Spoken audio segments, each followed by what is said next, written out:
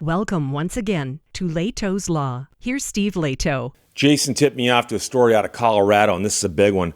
Arrest leads to $24 million civil rights verdict against a former Parker detective. We're talking about things happening in Colorado. Ben Marcus wrote this for CPR.org. In May of 2022, the man flew from his home in New Jersey to Colorado to help his son, who was involved in a crime. To his surprise, as he got off the plane at Denver International, he was greeted by a group of officers and was arrested for accessory to murder and tampering with evidence. One of the officers present at the airport was a former Parker detective who signed a sworn affidavit for his arrest. As a result of this, he lost his job in the financial industry because of the charges, which were eventually dropped.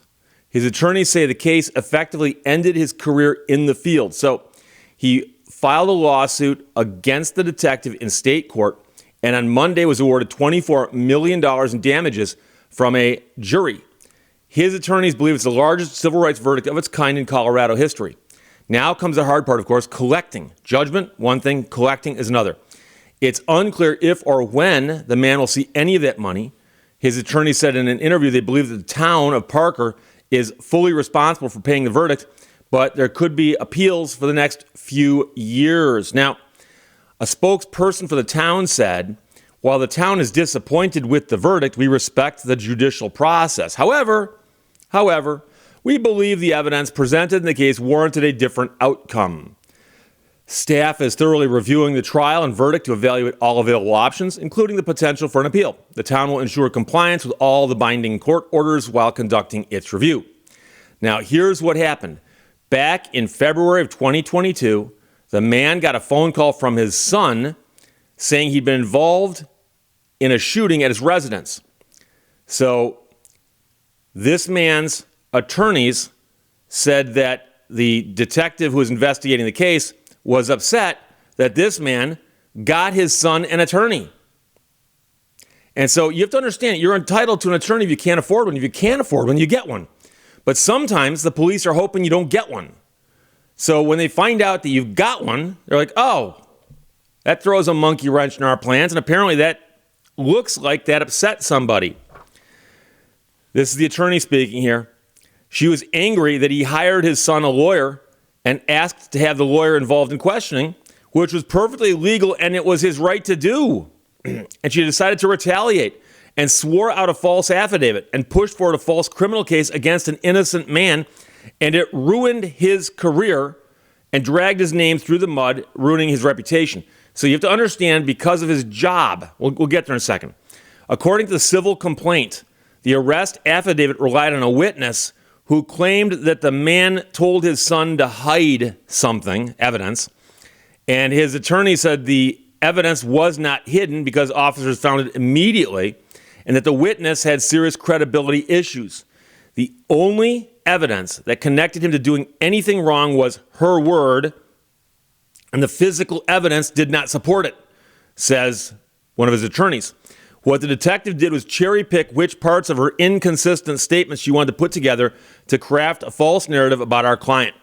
So charges against this man were dropped, but the damage was done because the charges triggered reporting requirements tied to his FINRA license, which is a financial work license, damaging his ability to continue working in the financial industry. And that is not expungible. So he can never work in the same industry as he's working because that will forever be on his FINRA license. So in other words, it doesn't matter what Colorado does. It's now in another system where it cannot be removed. The man's attorneys sued the detective using a law enforcement accountability law passed in Colorado back in 2020. Last year, a Denver jury awarded $19 million to 6 bystanders injured when a former Denver police officer fired into a crowd. Case was initially brought partly under Colorado's 2020 police accountability law, but those claims were dismissed before trial, and the case proceeded to trial only on battery claims. Attorneys in that case have argued that Denver is responsible for paying the award. Now, here, the detective in question retired from the police department, and in a social media post, the department praised her service, saying, This detective retired from the Parker Police Department in 2024, and in a social media post, the department praised her service. She earned a Distinguished Service Cross for her response in rescuing a victim targeted by gunfire.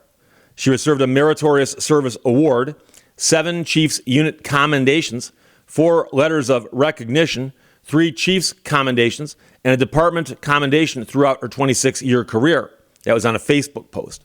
In a statement, a spokesperson for the 23rd Judicial District, which includes this county, said they're making disclosures in cases where that detective was involved. So after learning of the May 11th, 2026 civil verdict against the former detective, the district attorney's office for the 23rd Judicial District has begun the process of disclosing that verdict in cases where the former detective had been endorsed as a witness. The district attorney's office is also reviewing whether further disclosures should be made to fulfill our Brady obligations. So Brady obligations require prosecutors to disclose evidence that may be favorable to the defense, including evidence that goes to the credibility of a prosecution witness. So this case can now be used in cases where this detective is going to testify, or if she has testified.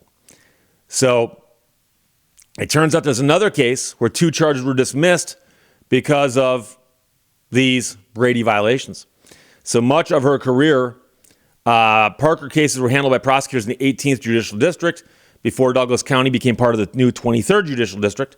A spokesperson for the 18th Judicial District did not immediately respond to a question about whether the office is making similar disclosures. So that's always one of the questions we're going to get back to, is you have a judgment against somebody. And I've gotten judgments against people who are not collectible. And so if you get a judgment against an individual, purely an individual, and there's no way to connect it to somebody else, like their supervisor or who they work for or whatever, you got to chase someone around and see if they pay you. And I've gotten very large judgments against companies that just said, we'll go belly up, go bankrupt. And then you chase them into bankruptcy court and see if you can squeeze some money out of them. So apparently, it looks like they got a judgment against the detective. And the question is, can they collect the money from her? Or can they then go after who she worked for at the time that became a thing? And I'm not sure, because it's not really addressed here quite as clearly as I would like. But it does say, an arrest leads to $24 million civil rights verdict against a former detective. And the city says they're reviewing it, but they're not sure if they're going to appeal it, pay it, or what's going on there. And there appears to be some question about whether or not they're going to say it's not even on us. It's actually on her, and she no longer works for us. So we'll see what happens.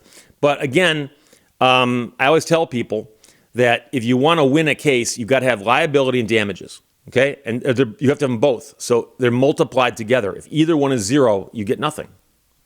However, all you get at the end is a judgment if you win. And you get a judgment, and the judgment is a piece of paper saying, yes, this person owes you money. Here's how much. And now I've had people tell me, Steve, if someone got a judgment against me, I just wouldn't pay it. Well, how big is the judgment? $10,000. Okay, you understand that they can chase you for years, right? Not forever, but for years, depends what state you're in. And the next 2, 3, 4, 5 years, you're not going to have $10,000? Are you working? Do you have bank accounts? Do you have any assets other than where you live, that kind of thing? Because $10,000 is, don't get me wrong, there are people out there who don't have it, couldn't scrape it up, and probably never will have it. But if you're working, they can garnish your wages. Get tax returns, they can garnish those too. And so there are ways to get people to pay money, but where it happens, where it becomes a problem is $24 million. I'm sure you remember the whole Nicole Brown Simpson lawsuit against OJ. And the family got a very large verdict against him. And for years was chasing him around, trying to get the money out of him. Apparently they got some money, but they didn't get it all. So the amazing part here is that this happened in the first place. And from what I've seen, it looks like this man in New Jersey, when he got the phone call from his son, said, hey, I'm going to get you an attorney. Got him an attorney. The attorney probably advised the kid to keep his mouth shut. And apparently somebody in the law enforcement over there didn't like that. And that was at least the allegation. And a jury said, yeah.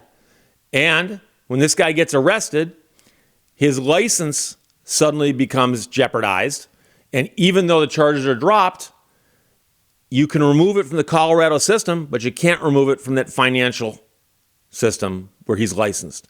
So it's a wild case, a bunch of facts here that might not happen to anybody else, but it happened to this guy. So Jason, thanks for sending it from CPR.org.